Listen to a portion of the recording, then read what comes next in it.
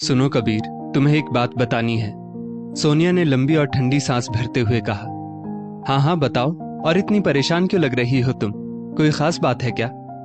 कबीर अपना office bag वहीं table पर रखते हुए बोला।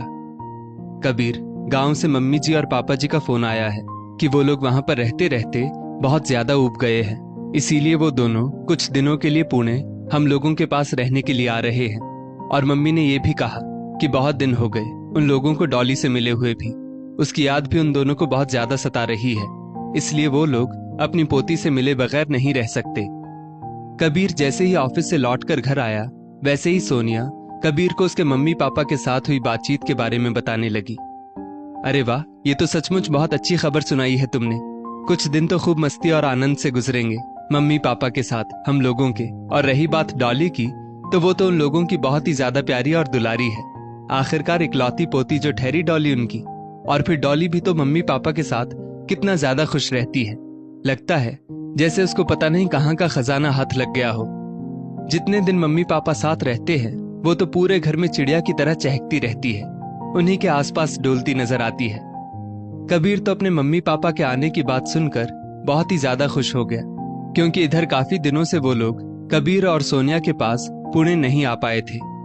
और हाँ, थोड़े दिनों के लिए मम्मी पापा का हवा पानी भी बदल जाएगा तो उन्हें और भी अच्छा लगेगा, वरना वो लोग तो घर में अकेले ही रहते हैं। अब हम लोगों की भी मजबूरी है कि नौकरी छोड़ छाड़ कर कैसे रहें उन लोगों के साथ। ये कहते कहते कबीर थोड़ा मायूस और निराश सा भी हो गया, क्योंकि कुछ परिस्थितियां अपने हाथ में नहीं होती। कबीर अपनी नौकरी के चलते पत्नी सोनिया के साथ पुणे में रहता था। लेकिन कबीर, मेरी वो बात तो सुनो जो मुझको खाए जा रही है। तभी कबीर को सोनिया का चिंतित स्वर सुनाई पड़ा। क्या हुआ सोनिया, तुम मेरे मम्मी पापा के आने से खुश नहीं हो क्या? वो लोग तो तुमको भी बहुत प्यार करते हैं। कबीर को सोनिया का चिंतित चेहरा बिल्कुल भी अच्छा नहीं लगा। अरे नहीं कबीर, तुम मुझको गलत समझ रहे हो। दरअसल मुझको तो इस बात की बड़ी चिंता हो रही है कि वो लोग अपने लाड़ दुलार में फिर से डॉली को बिगाड़ देंगे आकर। कितनी मुश्किल से इसको संभाल पाए हैं हम लोग, लेकिन कुछ समझ में नहीं आ रहा है कि क्या करें। सोनिया अभी भी चिंतित ही लग रही थी। हाँ, ये बात तो बिल्कुल ठीक कह रही हो तुम। मम्मी पापा के साथ रहकर डॉली फिर से उन्हीं लोगों की तरह उनकी ही बोली बोलने चालने लगेगी, व्यवहार भी बिल्कुल वैसा ही करने लगेगी। पर सोनिया, मना भी तो नहीं कर सकता मैं उन लोगों को, और मना करना भी नहीं चाहिए। आखिर वो मेरे मम्मी पापा हैं, और डॉली के बाबा दादी, तो स्नेह तो उनका बहुत ज्यादा है डॉली के साथ। फिर हर बाबा दादी पोता पोती के लिए जान न्योछावर करते हैं। ये कहते कहते एकदम से कबीर बहुत ज्यादा खुश हो गया। अभी कुछ महीनों पहले की ही तो बात है। कबीर और सोनिया डॉली को लेकर अपने पैतृक गांव अपने मम्मी पापा के पास गए थे। और जब से डॉली का जन्म हुआ था, तब से पहली बार वो कुछ जानने समझने वाली स्थिति में पहुंची थी। अब राजेश और तनुजा जी की तो जान में जान पड़ गई। वो लोग दिन रात खूब हंसते मुस्कुराते हुए मस्ती करते अपनी पोती डॉली के साथ, क्योंकि जीवन में पहली बार तो पोती के साथ खेलने कूदने में जी भरकर मजा आ रहा था। अब तो डॉली सब कुछ जानने समझने वाली हो गई थी, और दिन भर वो भी उन लोगों के साथ उछलती कूदती रहती। बच्चे तो वैसे भी प्यार के भूखे होते हैं, और फिर जब अपने बाबा दादी हो तो कहना ही क्या। सोनिया को और तो किसी भी बात से दिक्कत नहीं थी, लेकिन उसे इस तरह डॉली का हिंदी और गांव वाली भाषा में बात करना अच्छा नहीं लगता, क्योंकि डॉली कॉन्वेंट स्कूल में जो पढ़ रही थी, और इस समय तो वो अंग्रेजी को पूरी तरह से छोड़ छाड़ कर हर समय हिंदी में ही बात करने लगी थी, जबकि स्कूल में हिंदी में बोलना भी मना था। लेकिन अब बाबा दादी के प्यार को भी कैसे नकारा जाए, वरना उन दोनों को भी बुरा लग जाएगा, क्योंकि अगर डॉली से उनको दूर रखेंगे तो ये भी बहुत अनुचित है। कबीर, जब हम वापस पुणे चलेंगे तो फिर से बहुत ज्यादा मेहनत करनी पड़ेगी डॉली के साथ। पता नहीं कैसी कैसी भाषा सीख गई है डॉली बाबा दादी की संगत में। कैसे बच्चे बड़ी जल्दी सब कुछ अपना लेते हैं। सोनिया अक्सर कबीर के सामने कसमसा कर रह जाती। सोनिया, तुमने देखा नहीं कि डॉली कितना ज्यादा खुश रहती है मम्मी पापा के साथ। उसका बस चले तो वो एक मिनट भी मम्मी पापा को अकेला ना छोड़े। तुम बेकार में परेशान मत हो, जो होगा देखा जाएगा। आखिर उनका दिल भी तो अपनी पोती के लिए मचलता ही है। नहीं अंग्रेजी बोल पाते तो क्या हुआ, अपनी पोती को नहीं खिलाएंगे क्या? पुणे चलकर मैं सब संभाल लूंगा। कबीर सोनिया को समझाने की कोशिश तो जरूर करता, लेकिन सोनिया डॉली को लेकर चिड़चिड़ाती ही रहती। कबीर, अब तो डॉली की छुट्टियां भी खत्म होने वाली है, अब जल्दी से जल्दी वापस चलो पुणे। आखिरकार एक दिन सोनिया ने अल्टीमेटम दे ही दिया। ठीक है, तुम इतना कह रही हो तो मैं वापसी की टिकट जल्दी से जल्दी की करवा लेता हूँ। आखिरकार वापस तो जाना ही था, थोड़े दिनों पहले ही सही। लेकिन जैसे ही राजेश और तनुजा जी ने बेटे बहू की वापस जाने की बात सुनी, वो तो एकदम से घबरा गए। अरे डॉली इतनी जल्दी वापस चली जाएगी? अभी तो डॉली की छुट्टियां बाकी हैं। दोनों ही आंखों में आंसू भरकर बोले, क्योंकि उनके सीने में डॉली के जाने की बात सुनकर एकदम से आघात सा लग गया था। पापा जी, मम्मी जी, आप लोग बिल्कुल भी परेशान ना होइए। आखिर एक दिन वापस तो जाना ही था, क्योंकि मेरा ऑफिस और डॉली का स्कूल भी तो देखना है। लेकिन आप लोगों का जब भी दिल करे आप लोग खुद पुणे आ जाइएगा। आप लोग भी काफी दिनों से कहीं बाहर नहीं निकले हैं, आप लोगों की भी आउटिंग हो जाएगी और हम लोग फिर से कुछ दिन एक साथ रह लेंगे। कबीर ने मम्मी पापा से बड़े विनम्र शब्दों में कहा। और 2-1 दिन में ही कबीर और सोनिया डॉली को साथ लेकर वापस पुणे अपने घर लौट गए। राजेश और तनुजा जी तो कई दिन डॉली की यादों से बाहर ही नहीं निकल पाए। फिर से डॉली से मिलने के लिए उनका मन बेचैन होने लगा। कबीर और सोनिया के पुणे पहुंचने के महीने भर बाद ही राजेश और तनुजा जी का फोन सोनिया के पास पहुंच गया कि हम लोग परसों की फ्लाइट से पुणे पहुंच रहे हैं, क्योंकि हम लोगों को डॉली की बहुत ज्यादा याद आ रही है। अब तो सोनिया ये जानकर बड़ी चिंतित हो गई। वैसे तो बड़ा सम्मान और स्नेह था सोनिया को अपने सास ससुर के प्रति, लेकिन बस डॉली की भाषा और व्यवहार को लेकर चिंतित हो जाती थी। नियत समय पर राजेश और तनुजा जी फ्लाइट से पुणे पहुंच गए। कबीर और सोनिया भी डॉली को लेकर उन लोगों को लाने के लिए एयरपोर्ट पहुंच गए। डॉली तो बाबा दादी को देखकर बहुत ज्यादा खुश होकर उछलने कूदने ही लगी और जल्दी से उन दोनों की गोद में जाकर चढ़ गई।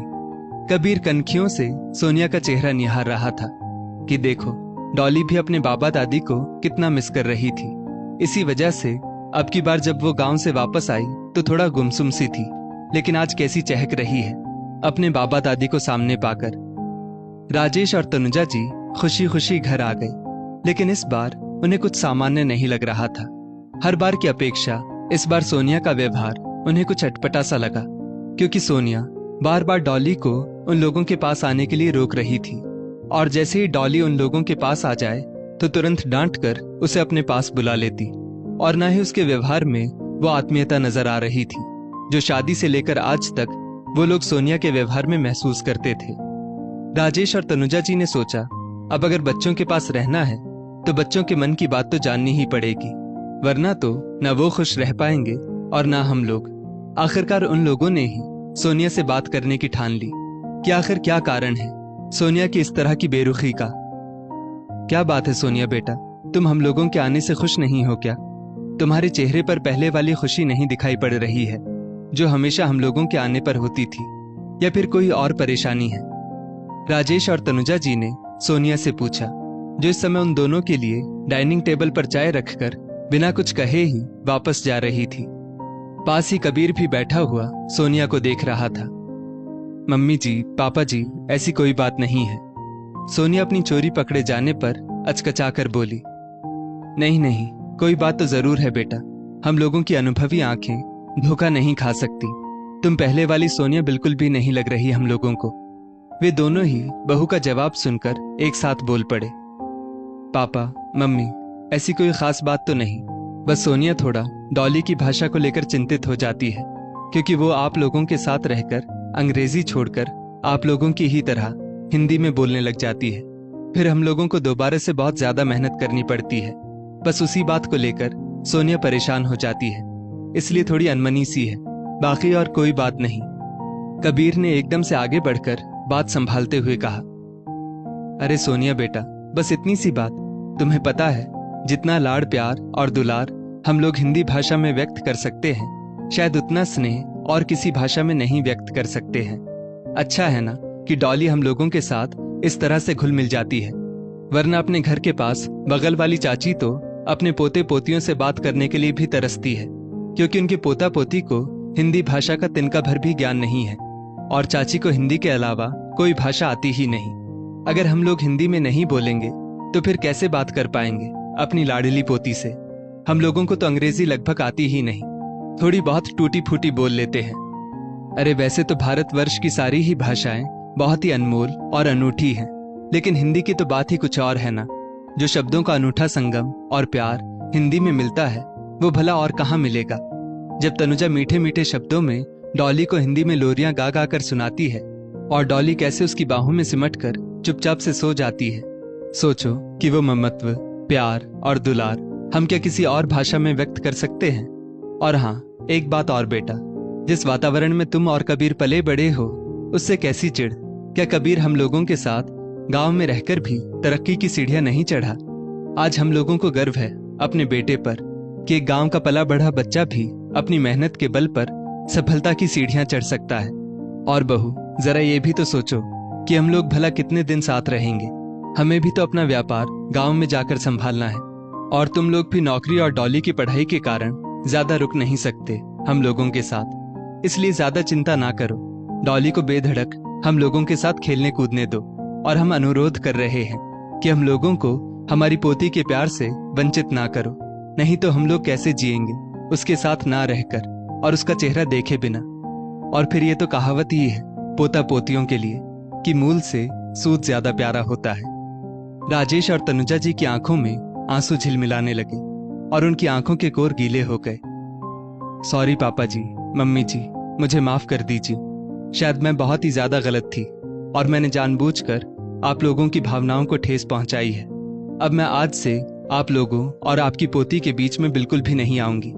जाओ डॉली बेटा, खूब जी भरकर बाबा दादी के साथ खेलो कूदो, जो होगा देखा जाएगा। कम से कम तुम अपने बाबा दादी और बाबा दादी तुम्हारे प्यार से महरूम तो नहीं रहेंगे। सोनिया राजेश और तनुजा जी के इतने भावपूर्ण शब्दों को सुनकर कहीं ना कहीं आत्मग्लानि से भर उठी। वो डॉली को पुचकारते हुए बोली, मैं नादान सिर्फ हिंदी की वजह से बाबा दादी और उनकी पोती के बीच में आ रही थी। डॉली तुरंत उछलती हुई अपने बाबा दादी के गले में जाकर झूल गई। सोनिया बेटा, तुमने तो प्यासे को पानी ही पिला दिया। हम लोगों को सचमुच बहुत बड़ी नियामत दे दी तुमने, वरना तो हम लोग अंदर से एकदम टूट ही जाते। कैसे रह पाते डॉली से दूर रहकर। राजेश और तनुजा जी ये सुनकर बेहद खुश हो गए और कबीर भी सोनिया का ये बदला हुआ रूप देखकर बहुत खुश हो रहा था। दोस्तों, इस स्टोरी को लेकर आपकी क्या राय है नीचे कमेंट करके जरूर बताइएगा, और ऐसी ही और भी बेहतरीन वीडियोस के लिए हमारा पेज जरूर फॉलो करें। धन्यवाद।